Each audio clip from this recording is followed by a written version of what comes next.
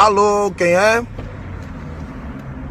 Quem tá falando? Oh, já reconheci a voz. Olá, garota. Quem tá falando aqui é Tadeu. Tudo bem com você?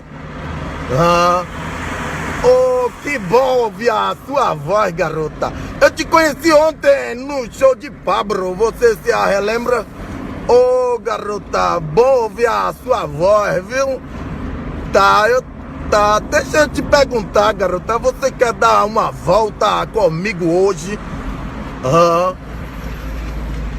Certo, a gente pode marcar um encontro pra dar uma volta, comer uma merenda, alguma coisa. Você tá afim? Tá. Deixa eu te falar, você mora onde, garota? Você mora em Cajazeira? Ah, tá.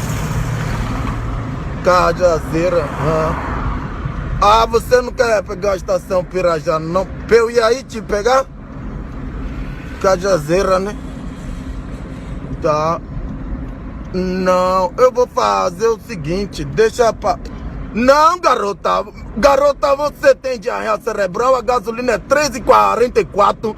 O PT nem a Petrobras, os políticos estão roubando, esculhambando tudo. E a culpa é minha, eu tô pagando e você mandou ir em Cajazeira te pegar. Não, apague meu número, eu liguei errado, garota. Me desculpe, apague meu número.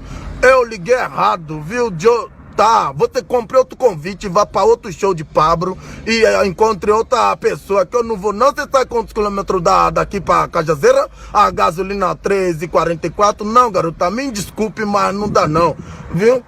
Tá bom. Não, eu não vou não. Você não quer pegar a estação Pirajá, não? Eu também não vou aí não. Foi um satisfamento falar com você. Até mais, viu? Um beijo, agradecido. Até mais. Tchau, tchau. Rapaz, gasolina 13,44. Eu vou lá em Cajazeira pra visitar uma garota. Eu não. Rapaz, pra mim já deu essa situação econômica até pra o cara ser feliz.